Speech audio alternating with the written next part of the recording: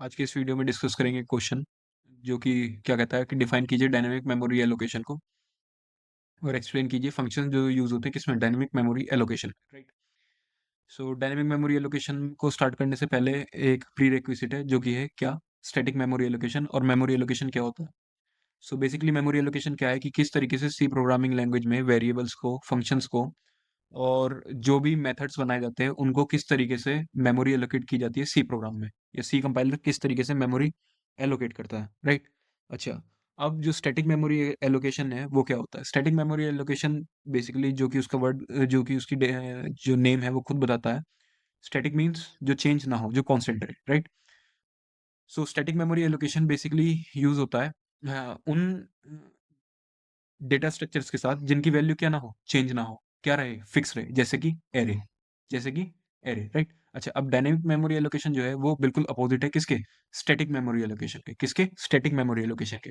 अच्छा, opposite in the sense कि dynamic memory allocation में क्या करते हैं आप, रन टाइम पे जब आपका प्रोग्राम रन हो रहा है, जब प्रॉपर फंक्शनिंग कर रहा है, तो उस टाइम पे आप क्या कर सकते हैं, मेमोरी को बढ़ा सकते हैं। क्या कर सकते हैं, मेमोरी को बढ़ा सकते हैं अपनी नीड के अकॉर्डिंग। जबकि स्टैटिक मेमोरी एलोकेशन में ऐसा नहीं होता। आपको क्या करना पड़ता है, स्टैटिक मेमोरी एलोकेशन बेसिकली आपका डील करेगी कंपाइल टाइम से। किससे, कंपाइल टाइम से। कंपाइल टाइम क्या होता है, कंपाइल टाइम बेसिकली मीन्स जब आपका जो प्रोग्राम है, जो भी आप उसे लिख रहे हैं, कोडिंग पार्ट जो है वो किस में कन्वर्ट हो रहा हो, मशीन अंडरस्टैंडेबल फॉर्म में, 0 1 बाइनरी में राइट।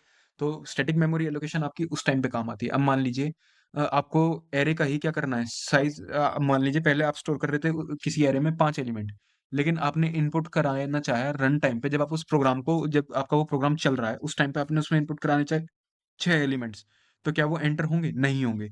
तो उस केस में आप क्या करेंगे, उस केस में आप प्रोग्राम पे जाएंगे, प्रोग्राम में चेंजेस करेंगे, साइज बढ़ाएंगे उस एरे का और फिर क्या करेंगे, 6th एलिमेंट को एंटर करेंगे। जबकि डायनेमिक मेमोरी एलोकेशन में जो है ऐसा कुछ नहीं है। वो किन डेटा स्ट्रक्चर्स का यूज़ करती है?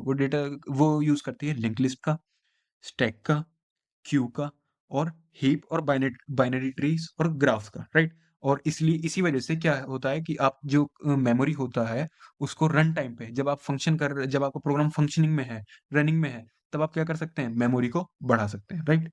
ओके। सो अब देखेंगे हम कुछ फंक्शंस जो किस लिए यूज़ होते हैं, डायनामिक मेमोरी एलोकेशन को अचीव करने में हमारी सी प्रोग्रामिंग में हेल्प करते हैं। फर्स्ट है मेलोक। क्या है मेलोक? मेलोक क्या करेगा? मेलोक एक ब्लॉक ऑफ मेमोरी को क्या कर देता है, एलोकेट कर देता है। क्या कर देता है, एलोकेट कर देता है कि एक ब्लॉक ऑफ मेमोरी आपको उठा के दे देगा। क्या करेगा, उठा के दे देगा। और क्या करता है, एक पॉइंटर रिटर्न करता है। क्या करता है, एक पॉइंटर रिटर्न करता है, राइट? अच्छा, तो इसका जो सिंटेक्स है वो कुछ इस तरीके से होता है। हम क्या करेंगे, मेलोक फंक्शन को डिक्लेयर करते हैं किसका यूज करके, मेलोक कीवर्ड का। और उसमें क्या स्पेसिफाई करते हैं कि कितने नंबर ऑफ एलिमेंट्स हैं, प्लस फॉलोड बाय कि जो एलिमेंट्स हैं उनका साइज क्या है या उनका डेटा टाइप क्या है, राइट? और ये किस टाइप का होगा, और ये जो malloc फंक्शन होगा वो किस टाइप का होगा, वो होगा, ये वो क्या रिटर्न करेगा, वो रिटर्न करेगा एक जेनरिक पॉइंटर फंक्शन। क्या रिटर्न करेगा, एक generic pointer function, right? Okay.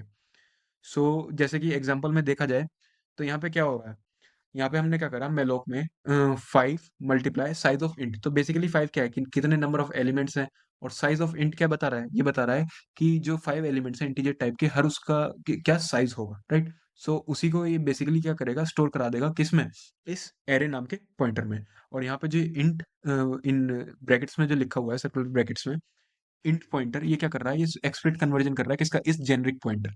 किसका, इस जेनरिक पॉइंटर का, जो कि कुछ रिटर्न नहीं कर रहा था, लेकिन अब क्या करेगा, एक इंटीजर पॉइंटर, राइट? ओके।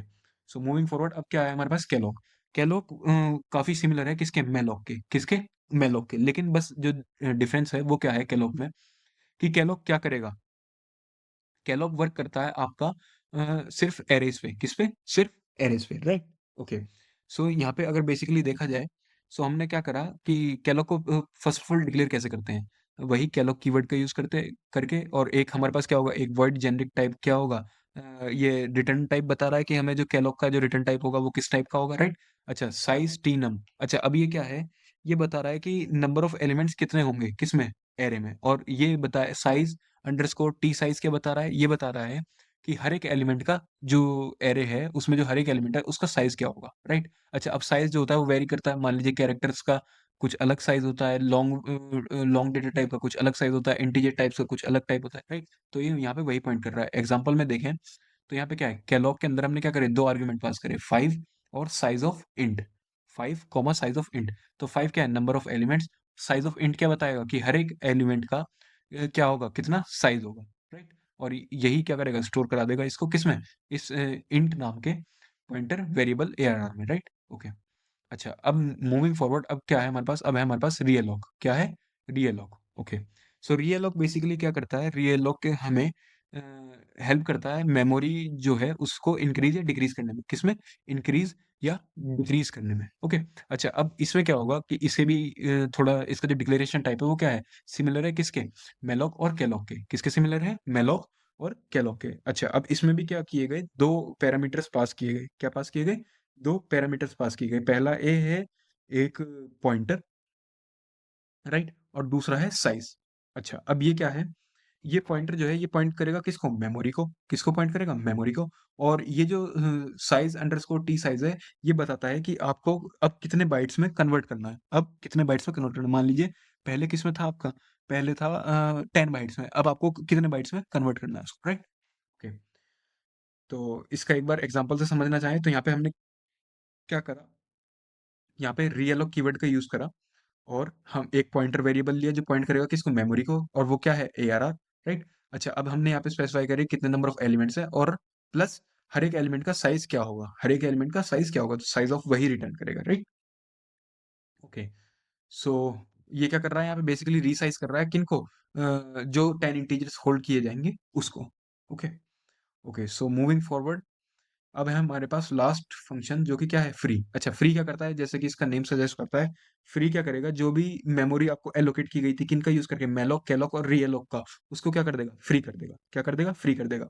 और इसका सिंटेक्स बेसिकली क्या है, ये फ्री का यूज कीजिए, और प्लस जो वेरिएबल जो पॉइंट कर रहा है मेमोरी को, उसको एज अ आर्ग्यूमेंट क्या कर दीजिए, पास कर दीजिए, राइट। ओके। अच्छा, कुछ इंपॉर्टेंट कंसिडरेशन है जो आपको ध्यान रखना होगा while dealing with dynamic memory allocation.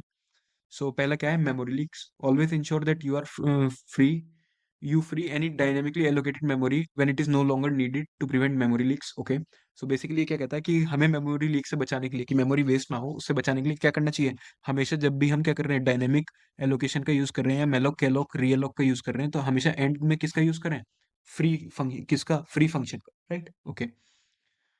अच्छा, null pointer checks, so basically हमें क्या करना है, हमेशा चेक करना है कि जो पॉइंटर रिटर्न है किससे, मेलॉक से और कैलॉक से, वो हमेशा क्या हो, अगर मेमोरी रिटर्न, अगर कोई मेमोरी एलोकेट नहीं हो रही तो वो क्या रिटर्न करे, हमेशा नल। सो ये दो इंपॉर्टेंट कंसिडरेशन है जो हमें हमेशा याद रखनी है while dealing with functions of dynamic memory allocation, जो कि क्या है, malloc, calloc, realloc and free. So I hope इस वीडियो से आपको क्लियर हुआ होगा कि डायनेमिक मेमोरी एलोकेशन क्या है, वो किस तरीके से काम करती है, और क्या क्या फंक्शंस हैं उसके। Thank you.